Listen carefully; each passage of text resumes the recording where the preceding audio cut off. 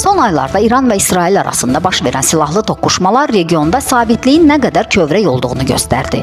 Tel-Avivin Tehranın hərbi obyektlərinə və nüvə infrastrukturuna zərbələr endirməsi, İranın cavab hücumları, eyni zamanda ABŞ-nin proseslərə dolayı və birbaşa müdaxiləsi Cənubi Qafqaz və Xəzəryanı regionu da bu qarşı durmanın potensial təsir dairəsinə daxil edir. Azərbaycanın coğrafi mövqeyi, yəni şimalda Rusiya, cənubda İranla sərhəddə yerləşməsi onu yaxın Şərq, Qafqaz və Avrasiya geosiyasətinin kəsişmə nöqtəsinə çevirir. Belə bir həssas mövqedə yerləşən dövlət üçün sərhəd nəzarəti milli təhlükəsizliyin əsas sütunlarından biridir.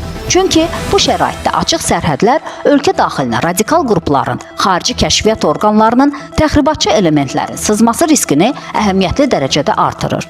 Eyni zamanda münaqişə bölgələrindən mümkün qaçqın axını sosial-iqtisadi sistemə əlavə yük və demoqrafik gərginlik yarada bilərdi.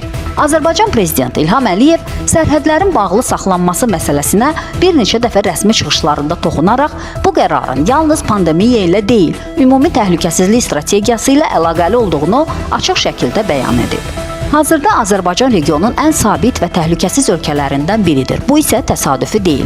Məhz vaxtında və düşünülmüş şəkildə strateji qərarların qəbul edilməsi, sərhədlərin bağlı saxlanması kimi addımlar ölkəni müharibə girdabından uzaq saxlayıb. Gələcəkdə sərhədlərin açılması yalnız və yalnız milli təhlükəsizlik maraqlarının tam qorunduğu təqdirdə mümkün olacaq.